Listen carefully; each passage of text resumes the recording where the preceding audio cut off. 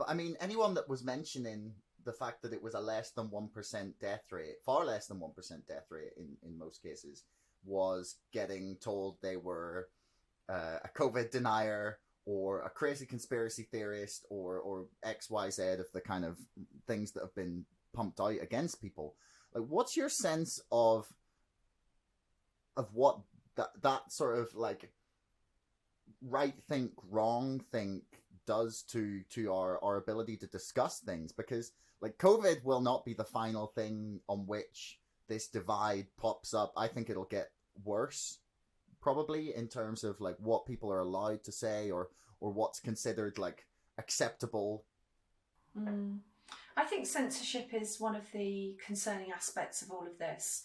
So that's happened in various ways. First of all, and perhaps most serious, and something that a lot of people aren't aware of, is the Ofcom guidance, which basically inhibited broadcasters from having open discussions about scientific developments or what was happening politically. So that has meant that the conversation on broadcasters has been very much in favour of supporting the government's public health narrative. And you can see why that might seem sensible, but also the situation is constantly evolving. And, you know, we've seen, for instance, something like now the idea that the virus escaped from a lab is quite common currency, but that was considered a conspiracy theory earlier last year. So things change, and inhibiting discussion on the major broadcasters isn't ideal. A lot of people aren't aware of that. I'm trying to find out the quote from the guidance. Yeah, so it asked broadcasters to be alert to health claims related to the virus which may be harmful, medical advice which may be harmful, accuracy of material misleadingness in programmes in relation to the virus, or public policy regarding it. So that really inhibits a questioning of public policy. And this is the kind of thing that we might have criticised other countries before. The state broadcaster being told they can't go against the state orthodoxy. I think that's a healthy environment for the media. Another way in which there's been a suppression of debate is a real ridiculing of academics who are seen as outliers. You know, any new scientific discovery has, by definition, come from an outlier because it's come from outside of the mainstream thinking. So that's dangerous in itself. But again, there hasn't been one fixed view. There have been multiple views, and shutting them down, I'm sure, can't be healthy. There was even a list of scientists and journalists who were deemed to be wrong, produced by an MP. And, you know, I never thought I'd live to see the day where we have a list of people who've got it wrong published by an MP. The use of the term COVIDia, well, that's designed to kind of shut down a certain sort of behaviour and dehumanise people. Actually, there was a review of the state of fear in the Times, and I was called a COVIDia, and I thought, oh, that's classic. I've talked about what an unhelpful term it is and how it's used to create a climate of fear and suppress debate and others and dehumanises, and I've just been called one. So I just think even talking about the fact that there has been a suppression of debate feels really threatening for people. I was not. Yeah, I'm stunned that Ofcom had done that actually. But like, where's the accountability here? Like, the BBC told everyone for a whole year that it wasn't a lab leak. That, you know, they have their specialist disinformation officer, who I have begged many times to come on this show, but she won't. I mean, maybe that's just because she doesn't want to do interviews.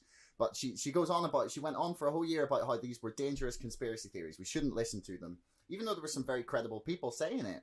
And then it turns out that they were wrong, and the BBC had spread misinformation. It's like, then okay, so why should we trust you on the next thing? Like, well, it's destroyed my faith in the mainstream press, because they can label anyone as a nutcase if they want, or conspiracy theory, or if they just don't like their idea. It's like, oh, they've got the wrong kind of opinion. And then regardless of what the facts then turn out to be, there's no accountability held there. Like, that's what actually scares me more than anything. Yeah, it is interesting. I mean, having gone to report on a couple of the anti-lockdown protests in London, I was bemused, let's say, by some of the coverage. So there was one where the BBC reported there were a few thousand people there. Now, I would be terrible at estimating a crowd, although if the Met Police wanted to, they'd be able to do so much more accurately. They haven't released the figure. But I mean, there can't have been less than 50,000 people there. There just can't have been, from how long it took those people to walk all the way through Oxford Street. It wasn't a few thousand people. So just something like that, where I saw with my own eyes what was happening, and I saw, in general, it was an extremely peaceful and good-natured protest, characterised as violent anti-lockdowners, and just a few thousand people there. Just that made me question coverage. I think that the caution about what to report and what not has only gone in one direction as well. That's the other thing. So yeah, it is difficult when you feel that your not trusted news sources aren't as reliable as you thought.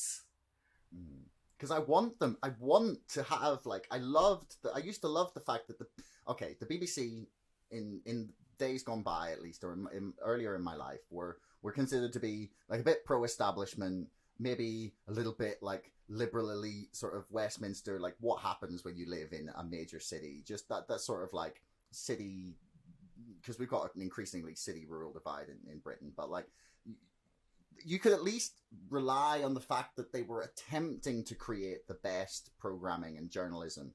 Like, you knew that, okay, maybe there were some things getting suppressed, or, they had a slant on things, but generally I felt I could rely on what was reported there. And I don't anymore. Thanks for making it all the way to the end of the podcast. Don't forget our sponsor, ExpressVPN, and my book, Brexit, The Establishment Civil War, can both be found in the links in the description below. And also, please like, share, and subscribe to this podcast. It's the best way to help us grow. Until next time, thanks for listening.